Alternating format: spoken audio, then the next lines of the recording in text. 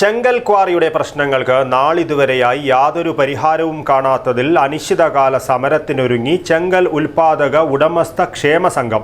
ഇതിന്റെ ഭാഗമായി സംസ്ഥാന വ്യാപകമായി സൂചനാ സമരം നടത്തി. കാസർഗോഡ് നടന്ന കളക്ടറേറ്റ് മാർച്ചിലും ധർണയിലും പ്രതിഷേധമിരമ്പി. ഇന്ത്യയിലും വിദേശത്തുമായി 25 വർഷത്തെ സേവന പരിചയമുള്ള doctor Haseena Hanif MD gynaecologist, സ്ത്രീരോഗ വിദഗ്ധ, കാസർഗോഡ് വിൻടച്ച് മൾട്ടി സ്പെഷ്യാലിറ്റി ഹോസ്പിറ്റലിൽ എല്ലാ ദിവസവും രോഗികളെ പരിശോധിക്കുന്നതാണ്. Wintouch multi speciality hospital, bank road, Kasaragod.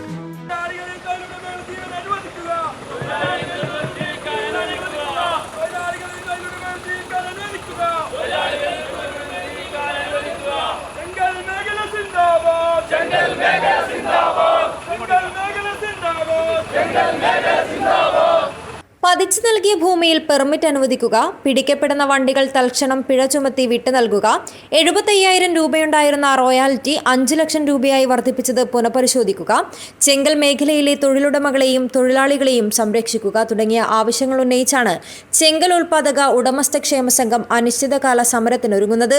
ഇതിന്റെ ഭാഗമായാണ് സംസ്ഥാന വ്യാപകമായി സൂചനാ സമരം നടത്തിയത്. കാസർഗോഡ് നടന്ന കളക്ടറേറ്റ് മാർച്ചിലും ധർണയിലും ശക്തമായ പ്രതിഷേധമാണ് ഉയർന്നത്. മാർച്ചിൽ നിരവധി പേർ അണിനിരന്നു. തുടർന്ന് കളക്ടറേറ്റിന് മുന്നിൽ നടന്ന ധർണാ സമരം സംസ്ഥാന പ്രസിഡന്റ് K മണികണ്ഠൻ ഉദ്ഘാടനം ചെയ്തു. ഈ മേഖല തകർന്നാൽ ഈ മേഖലയാകെ തന്നെ ഇവിടുത്തെ സാധാരണക്കാരനായ തൊഴിലാളികൾ, ഏറ്റവും താഴെക്കടയിലെ ആൾക്കാർ, അവരാണ് ബുദ്ധിമുട്ടുക.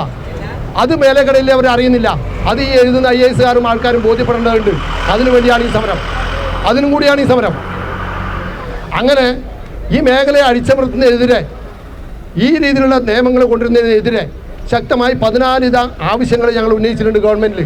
ഈ ഒരു കൊല്ലത്തിന് 3 മാസത്തിനിടയ്ക്ക് 100 കണക്കിന് ആൾക്കാർ ഓരോ ജില്ലയിൽ നിന്നും ഫൈന് അടിമയായിട്ടുണ്ട്. എല്ലാ ഓഫീസും കെട്ടിക്കിടക്കുക, ആരും അങ്ങനെ അയക്കുന്നില്ല കാര്യമായിട്ട് ഉദ്യോഗസ്ഥന്മാർ.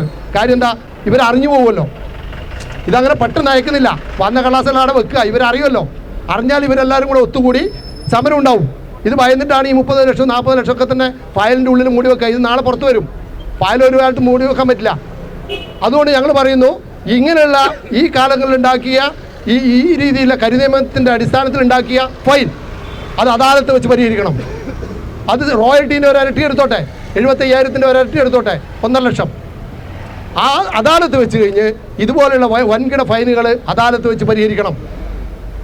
എന്നാൽ മാത്രമേ ഇവിടെ മുമ്പോട്ട് പോവുള്ളൂ, അല്ലെങ്കിൽ ആത്മഹത്യകളുണ്ടാവും. സംസ്ഥാന പ്രസിഡന്റ് നാരായണൻ കൊളത്തൂർ മുഖ്യപ്രഭാഷണം നടത്തി. ജില്ലാ പ്രസിഡന്റ് സുധാകര പൂജാരി അധ്യക്ഷത വഹിച്ചു. ജില്ലാ ട്രഷറർ വിനോദ് കുമാർ, BMS ജില്ലാ സെക്രട്ടറി ബാബു മാവുങ്കാൽ, INTUC ജില്ലാ vice president Arjunan Thayalangadi, K Sukumaran Nair, Harish Shetty, Suresh Periya, Gopalakrishnan, Chandran Arinjal, Mohanan, Anil, Ranjith, Moideen Kumbla, Raji Mathew, Sathyan Uppala എന്നിവർ സംസാരിച്ചു. ജില്ലാ സെക്രട്ടറി ഹുസൈൻ ബേർക്ക സ്വാഗതവും വിശ്വംഭരൻ ചെറുവത്തൂർ നന്ദിയും പറഞ്ഞു. News bureau, Kasaragod.